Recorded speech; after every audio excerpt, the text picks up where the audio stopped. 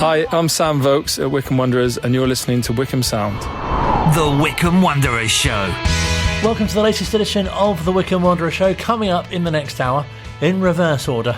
Oh no, here we go. We'll hear from manager Matt Bloomfield looking ahead to Saturday's visit of Reading. We'll catch up with the Chair Girls. We'll hear from winger, although currently plying her trade, at number 10, Ellen Wardlaw, who arrived late in the summer as part of the Chair Girls' new signings. We'll also, thanks to Wycombe Wanderers Ex-Player Association, speak to Bryn Lee, son of Bryn Lee, as we continue our build-up to the 4th of Jan celebrations of 50 years of that third round of the FA Cup against Middlesbrough. We'll speak live to Jack Grimmer. Are we still doing this the right way around? Yes, and that's coming up as well. But first, let's catch up with Phil, as usual, fresh off the back of that 2-2 draw at Exeter on Tuesday night. Yeah, it was a really bad start to the game. I think with the 11 changes from Saturday, and then the 11 changes back into what is the league side, I guess, in terms of what they've been doing of late.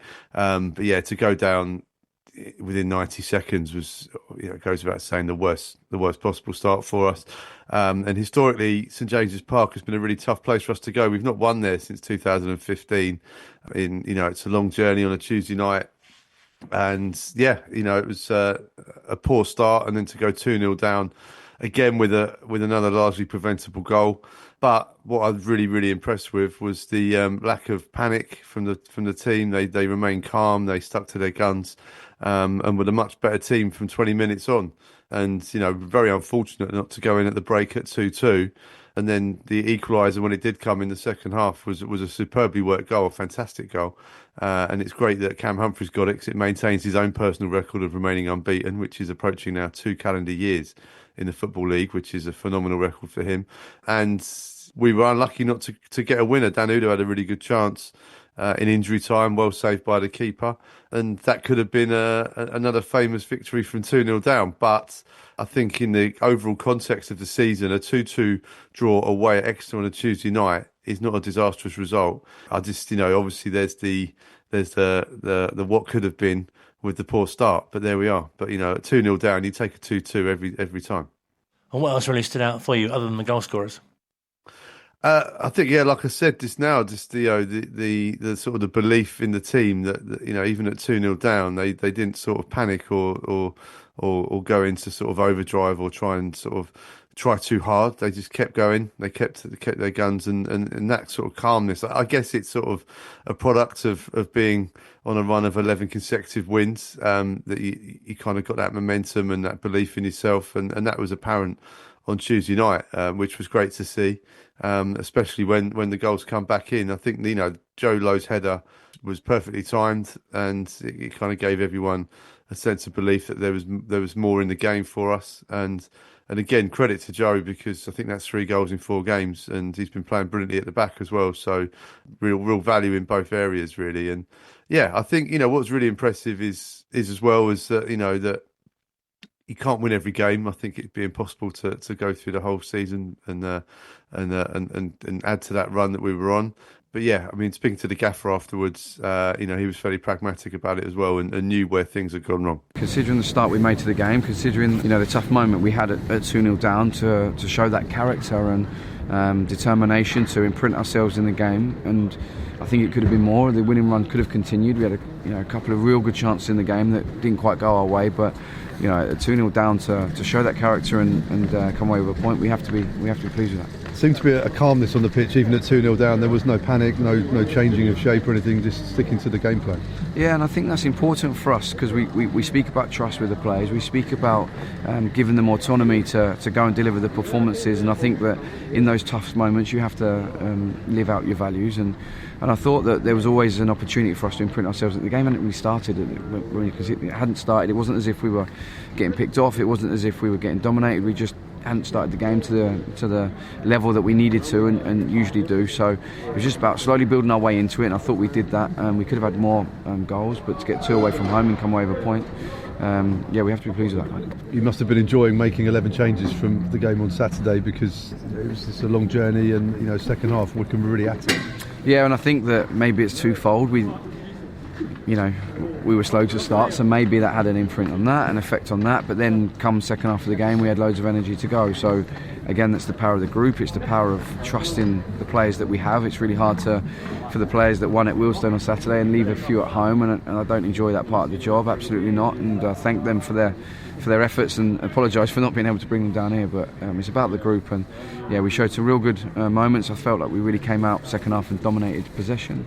We really imprinted ourselves the way we want to implement the game plan, and on another night we could have maybe nicked in the winner at the end. We spoke about a few bits that maybe have cropped up last few games that we wanted to try and evolve and implement tonight and improve on, and the players do listen with so much respect for us as coaching staff, and it makes it a pleasure for us to work with them. So as long as they keep that humility about them and hunger for more, then we hope that this season can keep building. Over 300 Wycombe Wanderers fans here on a Tuesday night as well, during term time. That is some turnout, and I guess a response to where we are on the league table. Yeah, incredible, and I genuinely want to say thank you again to the guys, because they spend so much money, and it's going to be middle of the night getting back, and work tomorrow and term time, and a couple of little ones in the fans as well, obviously with school tomorrow. So thank you so much. It's heartfelt. I hope everyone, I'm sure they do, my feelings towards our supporters are over a number of years. So thank you to those guys, and stayed with the boys even at 2-0 down. There's no frustration. They believed in the group, and that radiates onto the pitch. I know it's easy for me to say, but it genuinely does. So thanks for their support, and I hope that, I'm sure they'll turn up in their numbers, because we've got a big game on Saturday against Reading. Brilliant to hear from the manager as always, and like he said, it's nice in a way to be pleased with the point. Yeah, obviously, like to lose would have been bad, in terms of momentum, etc. From 2-0 down to 2-2, it doesn't quite feel like a victory, but it certainly made the journey home a lot more bearable on a Tuesday night. It's a long way.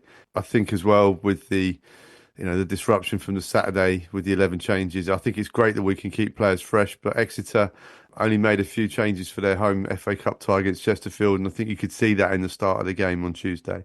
And that's something that Wycombe, I think, have got to get their heads around a bit, because this is something we're not used to having, is this squad game mentality. This is a new phenomenon for us, really, in the last 6 months. And that requires some experience and getting our head around that, and you can see that happening, which is brilliant. And the depth of the squad has been well documented this season, and the challenge is to keep them happy, to keep them all fit and sharp and ready to go when they are called upon. They are ready to go from the get-go. So that's the challenge. And the next challenge will be Reading at home on Saturday, and then Swindon Town in the trophy on the Tuesday, where no doubt there'll be more changes made in that game too. You mentioned Joe Lowe's contribution, fantastic for him, and Dan Harvey and Fred as well, to be on a 6-man shortlist for the PFA League One Fans Player of the Month award for November, which really highlights their contribution. Yeah, brilliant. It's no surprise to see that many Wycombe players in there, because they've just been so phenomenal in terms of their results and performances in the calendar month that's connected to these nominations. Joe has been phenomenal all season, really. First and foremost as a defender, he's a colossus at the back, and he's really developed brilliantly under Matt Bloomfield at Wycombe Wanderers since joining us from Bristol City from the Championship. And he very much looks like a Championship calibre defender at the moment. And hopefully we can say that in a Wycombe Wanderers shirt for him next season. You never know. But yeah, he's been excellent, and now he's always had goals in him, but this run that he's on now is brilliant. And we've got Caleb Taylor and Joe Lowe. Caleb's a bit taller, but I think he can probably claim some assists for these goals, because he gives people plenty to think about when both of them are up there for a set piece. And maybe it's buying Joe Lowe just an extra half a yard of space maybe to attack the ball. But yeah, great header Tuesday, great performances, and Dan Harvey we've spoken about before on this show, and I think he's been absolutely excellent. Settled in after about 2 or 3 games to settle in, which is absolutely fine, normal for a professional, especially after being at another club for so long. Really sort of settled into the system, and is so integral to how Wycombe Wanderers play. With a back four, but he's a left wing back, essentially playing in a back four. He gets forward so much, but it was interesting the other night because Luke Lee, he can kind of almost give him a little bit of insurance as well. but he had so much for us going forwards. And yeah, the cutbacks and the crosses have all been excellent, but defensively he's been solid as well. And Fred Onyedinma's record of assists and goals in his league starts is right up there. It's really, really impressive. So the only shame is, I guess, the three Wycombe players all on the same vote. It may split the vote from Wycombe fans, and we shall see. But Richard Kone won it last month, so we'll have to see what happens. And Aaron Morley, another one who's been putting in some great performances recently. Yeah, brilliant. The pass for the second goal that spread it out wide, that was then cut back for Cam to slot home, was beautiful. It was really, pinpoint diagonal from across the pitch. Yeah, perfect pass. And it's great to see because he's really, really enjoying his football at Wycombe. You can tell he loves life. I was in the terrace at Wealdstone on Saturday, and it's great to see the connection between him and the fans. And that's always a challenge with loan players, isn't it? And, not just for them as well, but for the fans too, because, fans don't want to love loan players because they're not ours. But there's a real connection between all of the loanees, actually, and Aaron especially. The fact that he's on loan from a League One rival adds a bit of a narrative to this. I'm sure Bolton fans are keeping an eye on what he's doing. I'm certain they're keeping an eye on where Wycombe are in the table compared to where they are.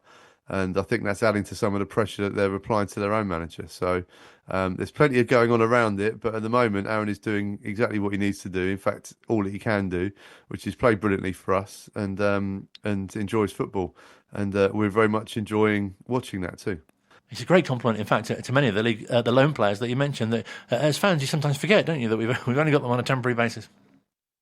Yeah, and it's the magic is assimilating them into the club and the squad and making sure that they're part of it and they feel fully immersed in it and responsible for what they do and everything else and the part that they play in the club's success and day-to-day work. So that's a really big skill to have, is to be able to get that commitment.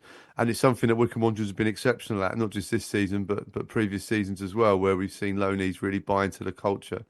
And I think it bodes well for the future too, because we're talking about the academy now and how that's going to be up and running.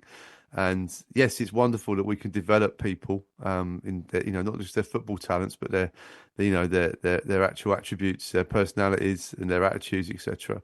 And we've done so well with several players that have gone on to play at a high level and even represent their country.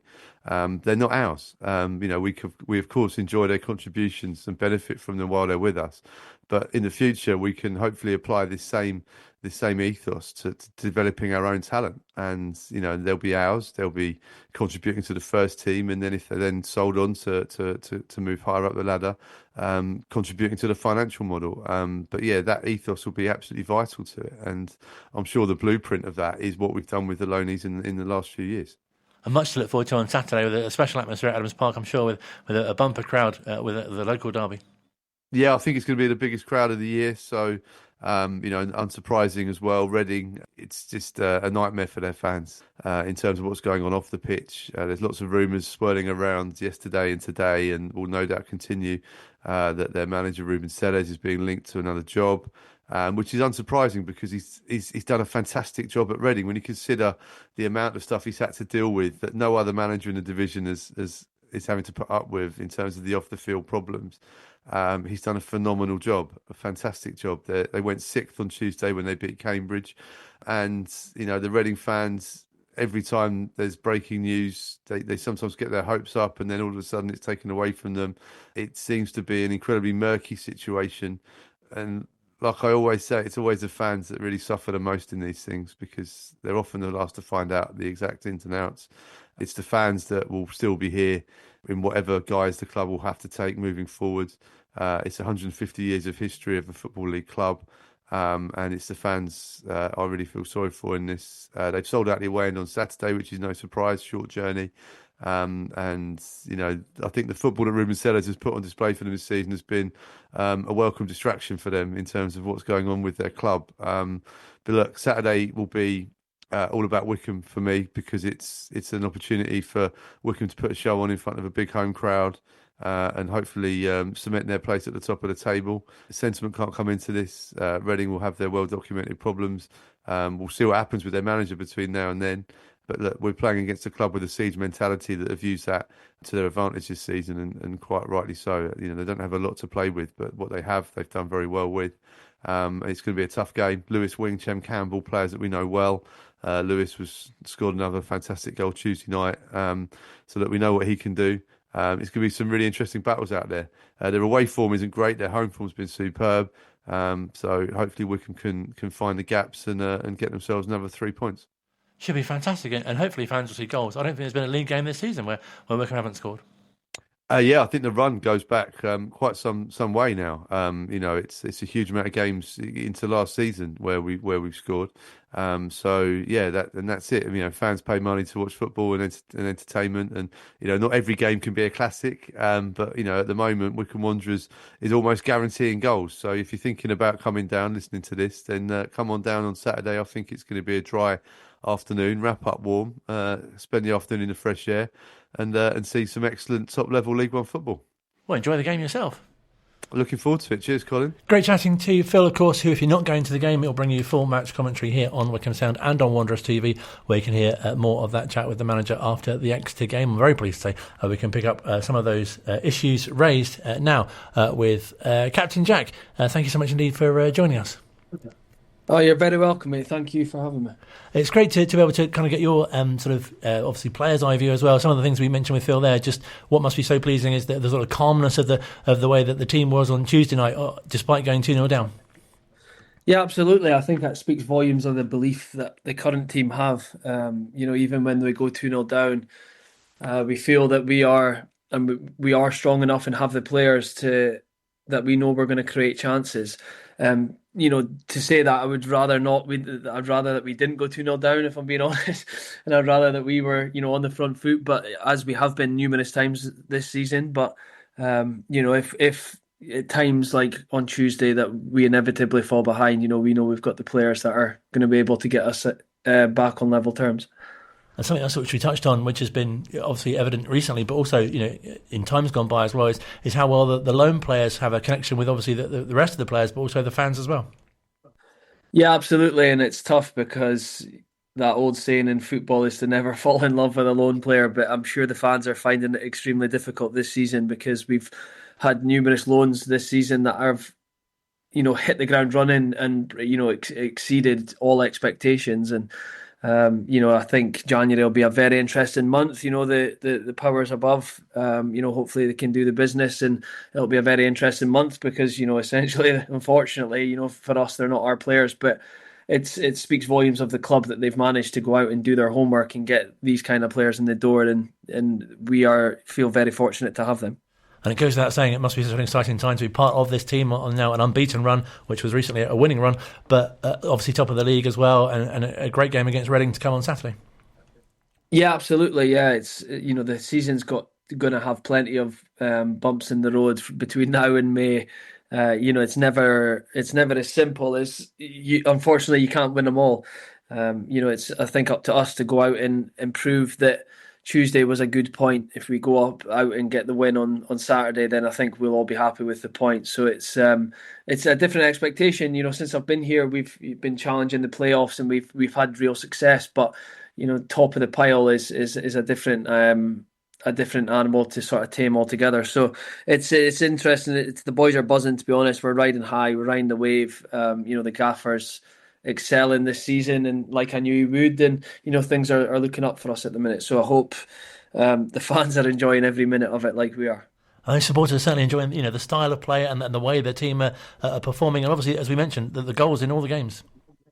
Yeah, absolutely. Yeah, I think I heard Phil saying in his last the previous interview before mine that the attendance is looking like it's going to be the biggest attendance of the season, and we're buzzing. The players do take notice of the fans coming in the door and the bums on seats, and we're really excited by the fact that we're playing. We're not just winning games, but like you said there, in the manner that we're winning games. And the front boys are on absolutely fire this season, so inevitably you're going to see goals. So it's just want to give a shout to the fans that have been packing out the terrace end and the stadium throughout, because hopefully they can do the same again on Saturday and create a brilliant atmosphere for us.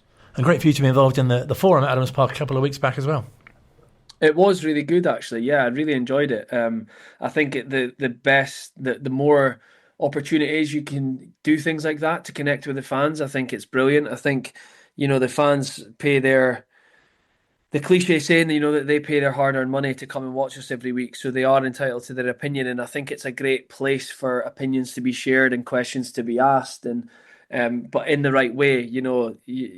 I think it's a great place for sort of conversation. I mean, things were obviously going amazingly well because we sit top of the league, but I think there is a place for it when things maybe aren't going so well as well, because it is a great platform to give fans to ask maybe the tougher questions, and for us as players and staff and management and everyone to be held accountable. So it was a really good night. I really enjoyed it, and I'm rolling the next one because it's a great way to connect with everyone. And really nice for fans to feel closer to you. There was a brilliant video on social media that you did with the women's captain Bobby, and we had Darcy on the show last week as well, who confessed there might have been slightly too many cups with the balls, which with your question answering. Yeah, absolutely. No, it was brilliant. It was, Matt Cecil and the media team, Phil and things are always brilliant at trying to come up with new ideas. And Darcy from the women's team came up with that brilliant idea of playing the sort of beer pong vibe with questions about captaincy. And it is just, you want to open the doors for fans to see into the club. And, we're not the biggest fan base in the EFL, but that doesn't shy away from the fact that we've got some of the most loyal supporters, because they've watched this club nearly fall out the Football League to being top of League One. You know what I mean? So it's just brilliant. I think any opportunity we can sort of raise the curtain and let them behind the scenes is one that should be welcomed. It feels like whenever we speak to you that you're approaching a busy period, but this month, especially in the run up to Christmas, it looks quite a congested fixture period. And we were talking to Phil again about how well the squad system is being used currently too. Yeah, absolutely. You're spot on. I think it does feel like we are going through busy periods quite often, but I mean, none more so than the Christmas period. It's always incredibly full, and I think. Starting off at Wealdstone or Mansfield, I think it was the run of 12 games in 6 weeks, which, it's sort of all hands on deck. And I think it's a true testament of the squad and the managers, rotating things. And I think we're going to see the real value in that come through this Christmas period when hopefully other teams slip up. Hopefully we can have a strong Christmas period, because notoriously at Wycombe, unfortunately, we've not managed to put a string of results together over this busy period. But, I see the sort of top Premier League players complaining about the schedule, and it's insane down at League One as well. I'm not going to lie. It's to say it's easy is would be a massive lie, especially during the Christmas period. But listen, we're in a fortunate position that we get to go out there and play football when there's definitely worse jobs to be had. So it is busy, but we'll make sure that we're prepared for every game in the right way, and hopefully we can have a successful festive period. And I guess as players, you prefer to play in a settled side and with the same people, but great credit to you as well that you're able to adapt and play with those who perhaps don't necessarily get as much game time. Yeah, for sure. I think you kind of seen that at Wealdstone when the gaffer, we made 11 changes, and I think the performance that's what made it a real cup tie, is because our performance was a little bit clunky, which is inevitable when you make that many changes. But normally we are good at sort of interchanging quite easily, and I think it's a testament to the gaffer and Tomo in their coaching style that they have everyone on the same page. And I think it is cliche to say, but it's a squad game, and none more so than recent Jasper Pattenden's performances. When he's came in for me, he's been brilliant, and he's taken his chance when called upon. And I think, as I say, it is cliche to say, but leagues aren't won by small squads. They are won with big squads. So, to fight for promotion, you need players ready on the wings to come in. And, we definitely have that because we've got, quality in abundance. Brilliant to speak to you as always. Thank you so much indeed for your time, and all the best for the game on Saturday. Top man, mate. Thank you very much, bud. Thank you. Pleasure to chat to you. Jack Grimmer here at Wycombe Sound. Across High Wycombe and South Buckinghamshire, and on your smart speaker. Play Wycombe Sound. This is Wycombe Sound. The Chairboys are flying high in League One this season, so come on down to Adams Park, get behind the boys and play your part in what will be a memorable season for Wycombe Wanderers. 71 minutes on the clock, up against Jed Stitt, dancing around on his line. The Take your time, Rich. Take your time. Kone. Here he comes. It's been goals, goals, goals for the Chairboys so far this season. Come on down to Adams Park to play your part and get behind the boys. Head to tickets.wwfc.com and use the code SOUND on booking for a chance to win a gantry experience at a Wycombe Wanderers home match. Come on, you Blues. Still to come on this week's edition of the Wycombe Wanderers Show, we'll catch up with Chairgirls winger, well, currently number 10, Ellen Wardlaw, who is currently playing, well, training currently, but will be playing in the first team, probably. Can't beat the team, but has been playing. Doesn't even make sense. Also, we'll be chatting to Matt Bloomfield as well ahead of Saturday's trip to Reading. Visit of Reading. It's going well, isn't it? But first, with thanks to Wycombe Wanderers Ex-Players Association, you might recall a few weeks back I was fortunate enough to be at the annual dinner and sat on the same table as Bryn Lee, who's son of Brian Lee, the legendary former manager, chairman and club director as well, who led the club to the FA Cup third round for the first time almost 50 years ago. And brilliant to catch up with Bryn again and share his memories. We lived in Shropshire, and at the age of 8 we moved to Bisham Abbey, and I remember having just moved there. We moved in the summer, and sometime in the autumn I went with my father to watch Wycombe play, and I was already used to going with my father because he'd previously been manager of Telford. Well, it was Wellington Town back then and became Telford in the Southern League. So I'd go and watch matches with him. So as a son with a father, that's what you wanted to do, go and watch football. So we were standing on the terraces behind the goal. I can't remember who Wycombe were playing, but I remember going back in the car and my father said that he had an interview with the committee the following week. And next thing you know, he's the manager. I used to go along there. I used to love it. I used to go with my father in the car. I'd wait in the car listening to the radio, and then about half an hour before the game started, I'd head down out of the car and climb onto that bench seat that was in front of the main stand, watch the game, back to the car afterwards, listen to the football results, and then wait for my father to come out, firstly from the boardroom and then from the clubhouse. And we'd get home for about 7 o'clock and he'd talk about the game on the way back. So that was my memories, were going with my father and listening to him talk before the game and after the game and everything else. Did you have any sort of favourite players or really kind of moments or occasions that really stand out from those early days of watching the team? Yeah, I mean, there were some great players there. We had John Delaney, central defence. He'd score over 20 goals a season. He'd go out for the corners, and his header was so strong. But in defence as well, he was like a rock, couldn't get past him. And he also brought a hardness to the team, which, given that quite a few of the players were school teachers, I'm not saying they were soft or anything like that, they certainly weren't, but John brought that extra element of steel to the side. And of course, behind him, you had Mask in goal. And, look, if someone managed to get past the defence, you could rely upon Mask to make a great save.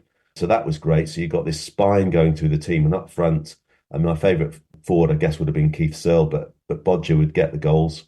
And you'd know that he's going to get 1 or 2 goals a game. And then the likes of Mickey Hollifield running with the ball, especially the last 15, 20 minutes of the game. There used to be, back then, the league used to be sponsored by Rothmans. And I think it was, if you scored 3 goals, you got a £40 bonus, which doesn't sound much these days. But back then, bearing in mind the players were amateur, that £40 would go towards beer or the end of season tour. And when Wycombe had teams on the rope, you'd see the likes of Mickey Hollifield running at the defence, and he'd get 1 or 2 goals back in the game. Wycombe would win 3-0, 4-0, 5-0, but these £40 kept rolling in. So it was just a great style of play. I guess one of my favourite all-time players would have been Kenny Swain. He only played for a short period at Wycombe before he went off to Chelsea, and then further success at Villa.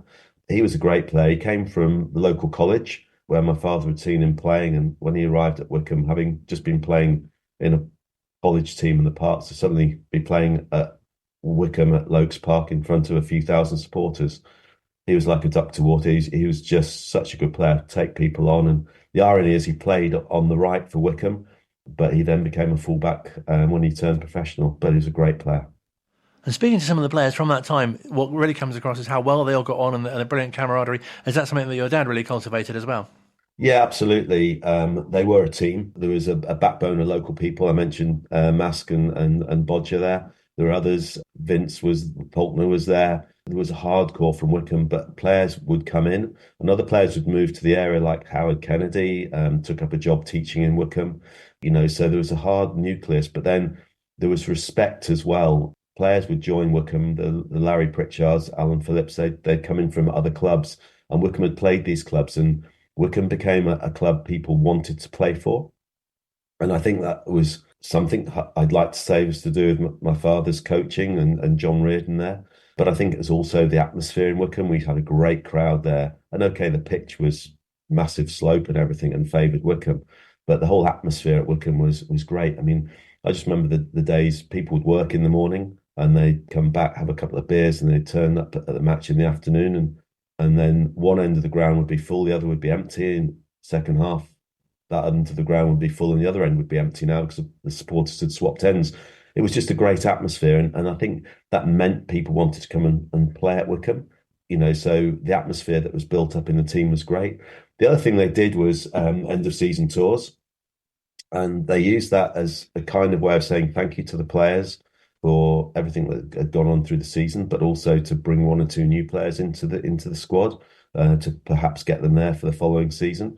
But again, things like that always encourage great teamship. And it wasn't just my father and the likes of John Reardon and Jock Shepherd, the trainer, creating all this. There was a lot of people behind the scenes there that were all voluntary, and they put a lot of effort into it to make Wycombe very much a family club that people wanted to come and play for. You hear so many people say about the family feel, and I guess that was especially true for yourself because it's literally part of your family. Yeah, I mean, apart from my father, there's a famous story of, I think it was might even be before the Middlesbrough game, just to vary the training, because you can imagine Tuesday, Thursday, maybe there's a match on a Tuesday, so maybe only Thursday that week, but the players are training and it was pretty monotonous doing the same things or different variations, but still doing the same things. So my father got my mother up, and my mother was a PE teacher, and she did a session on dance and movement with them, which got quite a few laughs from the players, but it just changed things. My brother as well, he was a footballer in the family, not me. He played a few games for Wycombe before he went off to study at college in America. So yeah, right the way through. And even now, my family, the two boys, they go and watch Wycombe play regularly. We played in the Wycombe Wanderers ex-players golf day. Even my grandchildren, my daughter's sons and my son's son and daughter, they'll go and watch Wycombe's game, and they're only sort of 1, 2, 3, whatever. So yeah, Wycombe's in the family, big time. It's lovely to have that connection, and understand that your brother's coming over from America as well. Hopefully you'll be able to attend the game on the 4th of January, where especially that era and that occasion against Middlesbrough is being celebrated. Yes, he will be over with his family as well, so they're really looking forward to coming and seeing Wycombe. He actually came over specially for the FA Cup semi-final all those years ago. He just literally flew in for the weekend and back again, so he's a committed Wycombe supporter, albeit these days from Florida. Unfortunately, going back to the Middlesbrough match, I was privileged. I saw, I think, all but one game in that cup run. I actually cycled down to Marlow for the very first game in the first qualifying round. And Wycombe were very, very lucky to actually come out of that with a win. We were appalling. I was lucky as well to go to the last game at Middlesbrough. I was 14 at the time, and fortunately my brother was too young to attend, but he went to most of the matches as well. So I'm sure he'll be looking forward to reminiscing. And did it feel like at the time that was a really special time? Obviously, they weren't winning the Isthmian League title. We hear of Wycombe going on this fantastic run now, but they're equaling a 10-game record as well. And obviously, as you say, doing so well in the Cup as well. Yeah, back then, as you've already touched on, there was a great atmosphere, and we only had 16 players at the club playing that season. So the players knew each other inside out, and what they lacked was probably a little touch of the fitness that some of the pros had. But back then, there wasn't anywhere near as much money in the game. So some of the players would have looked very hard at turning professional, but have maybe made the call that they wouldn't have made the money out of it, perhaps, as you can do these days. So better to work and play as an amateur and enjoy the game. But I was again privileged to live at Bisham Abbey, where we had quite a few teams coming in to train and play, including the great Chelsea team of the 70s. Lots of teams, including the England squad as well. I mean, it sounds ridiculous to say this, but some of the players who were playing for Wycombe back then would definitely have made it in the professional game. They were a good team. They weren't an amateur team. They were a professionally motivated, managed and coached team with the right attitude. The only thing was that they only did it on a Tuesday, Thursday and a Saturday. These days, the players are professional. And as I said before, the team's playing really, really well. But you can't compare eras. But the team back in 73 was a really, really good team. And going into matches, for example, the previous round, they drew with Bournemouth and beat Bournemouth away. We should have won the first game. We did win the second game there. We probably will look more likely to score against Middlesbrough in the first game than they did against Wycombe. So even though they were top of the old First Division back then, there wasn't that much difference in the players other than possibly that little bit of fitness. It feels, doesn't it, makes it extra special when you consider, Jack Charlton was the manager, Graham Souness was playing as well. Yeah, I mean, my father knew Jack Charlton from his England days when they trained at Lilleshall before the '66 World Cup, and my father was in charge of coordinating. He was working at Lilleshall, so he was in charge of coordinating the England squad's activities and everything then. So he knew Jack, so that made it a little bit special. So much of your dad's time must have been taken up by his work at the club, and obviously a manager, but also chairman and director as well. Yeah, absolutely. He was fully committed, not just to Wycombe, which he was obviously for many, many years, but after he kind of stepped back from Wycombe involvement, he'd still go and watch the matches, but he became very involved with non-league football. And even though Wycombe had obviously gone into the Football League by that stage, he remained very involved with non-league football as chairman of the conference and then the National League. His efforts saw the automatic promotion and then not just one place, but two places going into the Football League. He'd drive my mother around the country. He'd say to my mother, they're going away for the weekend. She'd say where? And he'd probably say Barrow or something like that. And off they'd head to watch a conference or National League match. He was very, very committed to this whole non-league football. He loved Wycombe. So if he wasn't watching non-league, he'd be at Wycombe, and he was just fully committed all the way through. And it's a real privilege, obviously, to be sat with yourself and Alan Gain as well, a former manager on the table at the ex-players dinner, and he said very kindly to you, it must be great for you to hear as well that Bryn Lee is the club wouldn't be where it is today, without him. There is truth in that, and that I don't mean to, on my father's behalf, sound big-headed, because lots of people have put a lot of effort over the years into Wycombe. I think at that dinner, Ivor Beeks was celebrating his birthday. He's absolutely fantastic chairman for the club. What my father did was help transition the club from really an amateur setup into a much more professional setup and gave it the groundings. And over the years that followed, the club would have a season where it maybe go backwards a little bit, then go forwards a little bit. But I think probably my father's, one of his biggest legacies for Wycombe would be moving the ground from Lokes Park to Adams Park. He spent years trying to find a site and trying to get planning permission on that site because the local authority kept turning down every site they found until eventually they found the home they are at now. So, and then he was responsible for building the ground. And this isn't meant to be critical, but if I was going to say one thing when the ground was built, it wasn't the biggest ground, still isn't the biggest ground. Obviously, it's got the big stand opposite now, but when it was first built, it was maybe done to a budget, but it wasn't the biggest ground. And if you go back to the Lokes Park days, we would see 12,000, or 12,000 against Middlesbrough. We'd see 12,000 play against Enfield in the league. That's non-league football. So there were a lot of supporters in Wycombe, and the ground build and the relocation there meant that Wycombe were then able to build on that, eventually get into the Football League. Martin O'Neill and other people, Gareth obviously more recently, have carried, if you like, that legacy forward of having the club not just as a job you go and do, but in your blood. And that's, for my father, it was at the time it was his life and the commitment he put into it. But as I said, there's lots of other people who've built on that legacy. So Wycombe are in a great place at the moment. I just wish there'd be a few more supporters come back and watch the game, because the last few games I've been to, even the one the other night where Wycombe were a little bit off colour, it was still good football. And we probably didn't deserve to beat Mansfield, but when luck's on your side, take it. And how do you reflect on how far the club has come in those sort of, even just sort of that 50-year window? Because it really feels like some great foundations were laid then. Incredible. I mean, I was at the semi-final against Liverpool, and when you got Liverpool supporters at one end of the ground singing Walk On, and Wycombe are singing We Hate Tooting and Mitch and We Hate Slough Town too, and we're in the FA Cup semi-final, you're going, this is ridiculous. This isn't what it should be. But Wycombe have gone so far, as I said before, if we can get the supporters back in, and they're playing really good football. If you haven't watched Wycombe play recently, you should definitely get down there. It's some good football.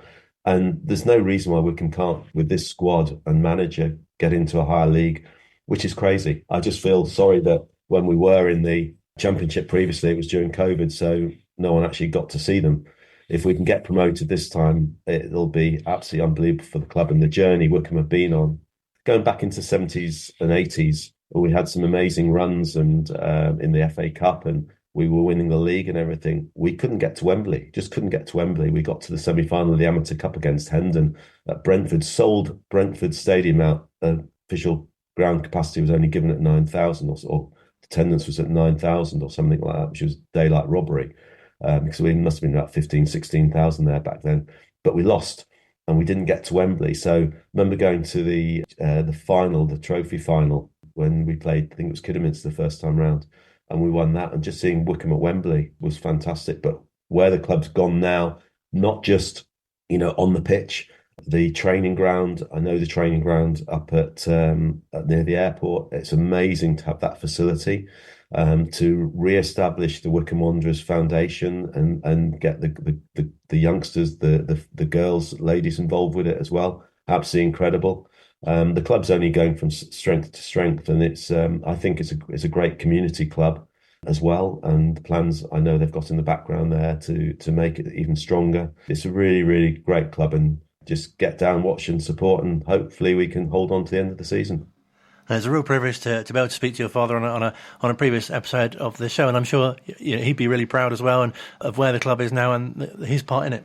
Yeah, I think one of his proudest moments was when Wycombe played Manchester City in the league, because he grew up in Manchester as a United supporter, and he hated City with a passion. I think my wife, when we first got married for Christmas, bought him a beautiful cashmere scarf. The only trouble was it was sky blue and he wouldn't wear it. So when Wycombe played against Man City, he said that if Wycombe beat Man City at Adams Park, he's going to go in the boardroom after the game and ring the bell and say something. Wycombe won the game, but I think he was too stunned that Wycombe had actually beaten Manchester City to actually do anything about it. Yes, he'd be incredibly proud. We were watching the playoff final when they got promoted into the Championship, and we were all jumping around there. So yeah, he'd be incredibly proud. And more so, I think that the team spirit, again, we've touched on it before, but under Gareth there was a great team spirit. And quite often with managers, when they'd leave, you see a regression rather than building on from it. And the current squad is definitely building on what's been there before. The manager's doing a fantastic job. So I think he'd enjoy that. I really think he'd enjoy that moving upwards and onwards. Well, it's been a real pleasure to share your memories, and hopefully you'll enjoy the occasion on the 4th of January as well, to mark 50 years. Yeah, that'll be absolutely fantastic, seeing everyone back again. Yeah, it'd be really, really good. Really, really good. Looking forward to it. I really appreciate your time. Thank you so much. You're welcome. Pleasure to speak to you. Across High Wycombe and South Buckinghamshire, and on your smart speaker. Play Wycombe Sound. This is Wycombe Sound. Final part of this week's Wycombe Wanderers Show, we'll preview the visit of Reading, still to come for the men's team with manager Matt Bloomfield. Must say congratulations to David Wheeler as well, who's beat off Liverpool Football Club to win the Football Supporters Association Climate Action Award. The midfielder, you might already know, is a sustainability champion, in fact the first ever for the PFA, so congratulations to him and his success. Let's turn our attention briefly though to the Chair Girls and our regular feature on Wycombe Wanderers Women. It's been fantastic to catch up with Ellen Wardlaw, Wardlaw, who joined the club late in the summer and is a winger, although currently playing her trade in a different part of the midfield, and she's been playing football since a very early age. I started playing when I was, I think, around 8 or 9. I was just at a football holiday camp, really, with my brother and cousin. Hadn't really played before that. And it was like a QPR camp, and I got invited down to train with them. I was there for, I think, only a year, and they told me I was a bit too small and weak.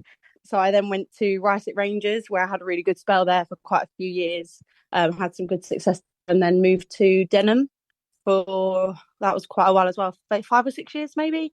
Then went back to QPR, and then was at Brentford now at Wycombe. And what was it like sort of finding your position? Did you sort of drift quite naturally to the wing? Yeah, I've always played on the wing, really. I've since a young age. I actually did have a bit of a spell at right back when I was about 14, but I didn't enjoy the defending side so much, so pushed back out to the wing. And then in the last sort of month or so at Wycombe, I've been playing in the number 10, which I've really enjoyed as well, because obviously still attacking and getting involved in the forward play, which I've really enjoyed. It's a great position, isn't it, to be in and really kind of be able to create stuff? Yeah, exactly. I feel like I'm more involved in the game, and my concentration's a bit better when I'm involved in the game more. So yeah, I'm enjoying it. As long as I'm on the ball and can create something, then I'm happy. And how did your move to Wycombe come about? I was actually training with another club. So I left Brentford in May and started training with a club in the National League.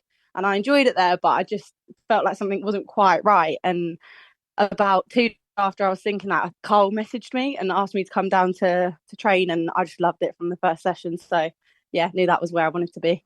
It's been really nice for you to kind of bring what you've learned from your experience from other clubs and at different levels to this team as well. Yeah, 100%. It's a really good group of girls, all with sort of different levels of experience and ages and everything. So it's nice to bring, the experience I do have, and I feel like I have gained quite a bit now, especially like the psychological side of the game and things like that. So I try to bring that as much as I can. And it feels like you've settled in really, really easily and really quickly. Yeah, the girls made it really easy, the coaching staff, Carl. So yeah, I feel like it was quite an easy transition. First couple of weeks was hard, you're fighting for your position, trying to prove a point as to why, you should get into this team even though you're new. But yeah, it's been really easy, and it's a really, really nice, positive environment. So yeah, that made it a lot easier. And tell us about your goal against Badshot. That was a bit special. Thank you. I'm known for an out shot, I scored a few at Brentford last year, so I'm able to get a bit of power, and I see the goal and just thought, give it a go. Yeah, I enjoyed that one. And I guess it's a really exciting time for you to be at the club, especially with the new signings that came in the summer and what's sort of being created now. I came quite late myself, but, from the girls I know who are new and even the ones that have remained, it's a really good mix, actually. As I say, a good mix of sort of experience, youth, and talent, really. The ability that we all have is really good. And above else, we've gelled really nicely and created a really good team environment. And I think it's starting to show that, that's paying off on the pitch as well. And speaking to Carl before the start of the season, he was looking for extra creativity and more attacking play. And you and the other members of the team have certainly brought that. Yeah, 100%. I think our forward play has been brilliant. We've got the three up front as well who just, score goals for fun. And even when they're not scoring, they still create a hell of a lot of opportunities. So, but, that also comes up from the build-up play from the back. We're working on building out from the keeper all the way to the front. And yeah, it's definitely working. That must be such a pleasing element of the game as well, because you've been scoring so many goals of late, and especially in the cup and against Chelsea, of course, on Sunday as well. We're racking up the goals now as a team, and although the front three are doing really well, we have got scorers from all over the pitch, and subs are coming on, scoring and making a difference as well. So yeah, it's really good. If you don't shoot, you don't score. So it's working for us, and it's paying off in results as well now, which is nice to see. And great to have that game sort of allocated as your Rainbow Laces game as well, and sends a great message too, and a great sort of thing that you can all get behind. Yeah, 100%. We all had them in our hair, in our boots, showing our support. So yeah, and it's good for all the young girls that are there watching too. And yeah, just to show our support as a club is really good. And now you're up to 4th in the table and really in contention with the top sides as well. Yeah, 100%. Our season didn't get off to the best start. We lost our first game, but we knew from then that, that's our one loss and we're not going to allow it again. We knew we had to pick it up, and we couldn't afford to lose again if we want to be up there, which we obviously, we want to be in and around there come the end of the season, and we want to give ourselves the best chance to get promoted. We feel like we're more than capable of.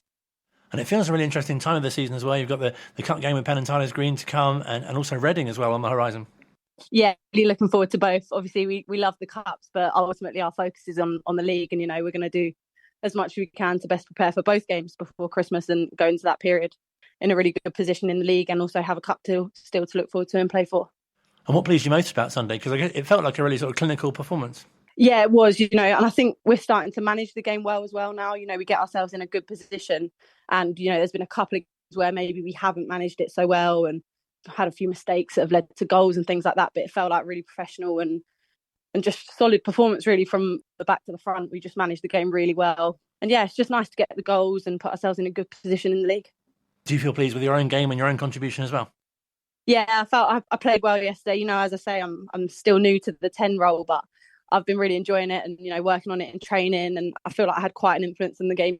I've been working on, not just wanting to shoot all the time or trying to play the long Hollywood ball, and actually just keeping it simple sometimes and building up, which I feel like I was able to do. Above all else, I've just needed more regular game time, which I'm starting to get now, which is great. And yeah, I feel like in training, we're really working on the tactical side of the game as well. So I'm learning more about, what is the right decision, not always, going for or being selfish, but actually how can I benefit the whole team and get something out of that rather than the solo efforts. And really nice that you've established a sort of a partnership, midfield partnership as well. And obviously great, to collaborate with the rest of the team too. Yeah, 100%. Ailish, who's been centre mid for us, I've known her since I was 14 and, it's 10 years now. So I feel like it's nice to be playing with her again. We had a little break for a few years where we were at different clubs, but, we know how each other plays and I feel like we're linking up well. And the other midfielders as well. I feel like it's just really easy and, we're really good at communicating and helping each other out when we're on the pitch. And how do you find sort of the combining playing and training with your outside life as well? Yeah, it can be hard sometimes. It can be tiring, but, at the end of the day, we all play football and we commit to it because we love it. So, yeah, I'll always find time for football. My day-to-day job is teaching, so I'm involved in sport all the time. And, yeah, I'll always find time for training and doing any extra I can outside of work. I imagine it's a real release for you as well, though, when you're playing and training, just to sort of forget about other outside sort of pressures as well. Yeah, 100%. Yeah, just take your mind off it, get some fresh air. And as I've mentioned a few times now, just being around the girls is so nice. There's such a social element to it as well, where it is a break and you can go be around your friends. And yeah, it's great. And just finally, I've not asked this for a while, so it just came to me. Is there anything sort of interesting that the fans might like to know about you that they might not know? Oh, good question. I support QPR, which is a little bit painful, and I've also played for them, which was special. And I scored at the G-Tech Stadium, which was good. Yeah, that's quite impressive. And are there sort of players at high level that really inspire you as well, perhaps at the WSL stage or even nationally? I really like Ella Toone. Obviously, now that I'm in the attacking mid as well, I feel like I can actually pick a bit more of her game. I really like how she plays and I play. So, yeah, a few people say I look like her as well. But, yeah, I like how she plays and her positivity when playing. And really nice for you as well to think that, younger players and young girls as well really look up to you and what you're doing as well. Oh, 100%. The game has grown massively, even since I've been in it, which, I'm still young enough, I like to think, myself. So, yeah, it's honestly changed so much. And it's just so great to see, like, even on the TV the other day, the England game, all the light shows and all that. And the fact the stadiums are now filling up. And even our games, we get quite a few young girls coming to watch us. We have mascots and stuff like that. Yeah, it's just great. And hopefully we can all inspire the next generation to play in. And from a player's point of view as well, it must feel so nice to notice that increase in interest in women's football generally, but also obviously for Wycombe and the club. Yeah, definitely. When I was young, there was only boys teams, and it took till I was a little bit older to actually join just a girls team, and even just the amount of girls coming to trial all the time, and whereas before it was sort of, can we get a team together this week? But now it's the opposite. People are it's really competitive, fighting for our places in the squad, let alone 11. So.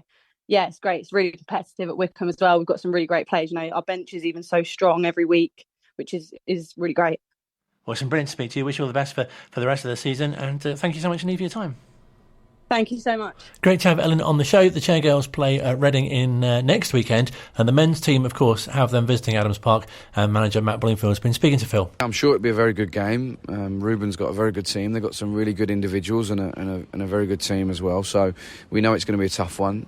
Yeah, there's obviously been a lot going on at their football club, but on the pitch they've kept it together and they've got a really strong group. So, yeah, it's going to be a tough game for us and we have to make sure we're ready. You must have real empathy with Ruben Selles because, you've been at Wycombe as a player when times are tough, so you know what it's like. But he's done a magnificent job. Yeah, he has. They've got some real good players. You know, they recruited really well last summer, and really, you know, got some good players for the level, and are able to keep that group together. So yeah, I really have a lot of empathy for Ruben and the job he's done. Met him a few times. I think he's a great guy, and you know, we know they've got some good players in their camp. So yeah, we have to make sure we're ready, mate, because I'm sure they'll come out. It's a local derby, and the energy that their fans behind the goal will bring them, and we'll turn up in our numbers as well, I'm sure. So yeah, it's going to be a tough one, and we have to make sure that we imprint ourselves on the game. Two familiar faces in Lewis Wing and Chem Campbell too. Yeah, Chemmy's gone there and done great this season, hasn't he? Got himself a few goals, and Wingy, you know, we know that he's got goals in his feet as well. Got real quality, Lewis, and we were sorry to lose him last summer, but you know, the situation at our football club at the time meant that we were unable to keep him. So yeah, both got real good quality, and it's not a surprise to us to see how well they're doing at Reading. What's the challenge like now? Because the fixture list just looks very, very busy indeed going into Christmas, and Tuesday night away at Exeter, then back to Adams Park on Saturday. How are you preparing for that? The same as we always do. It's about consistency. I really believe for us it's about consistency, you know, whether that be cup games, show Wealdstone the same respect as we show Exeter, we show Reading. Consistency for us, and making sure that we pick a team that's ready to run, because, you know, essentially that's a lot of our game is based around that intensity and that energy. So we'll freshen it up if we see the need, evaluate the boys as we get closer to the weekend, and make sure we're ready to go. There's been lots of attention in the Nationals on Wycombe Wanderers, and quite rightly so. Is that a different feeling, and does that give us a position that we're there to be shot at a bit? No, it doesn't. It's about keeping the noise out, whether that be this time last year where you're not getting the points that you want and there's a lot of noise around you, whether it's, you know, picking up some wins and there's noise around. It's about blocking it out and concentrating on the job, because we've spoken about it a number of times about the industry that we're involved in, and it waits for no one. So it's about blocking everything out, whether that be good or bad, and just concentrating on the job at hand. Great to hear from the manager once again. He'll be on the show next week as well. If you're going to the Reading game on Saturday, set to be a bumper crowd. Hopefully we'll get goals, as we mentioned a little earlier on. There's been goals in all the league games that Wycombe played in so far this season, stretching back next season. If you're not going, you'll hear live commentary here on Wycombe Sound and on Wanderers TV, where you'll hear their full chat with the manager there as well. Join us next week. As I say, Matt Bloomfield will be on again, Phil will be on again, more from Wycombe Wanderers Ex-Players Association, and we're due to be chatting to Ailish, who Ellen mentioned a short time ago as well, from Wycombe Wanderers Women. Have a fantastic week, whatever you're getting up to, and do check out the podcast if you're missing the live shows on a Thursday as well.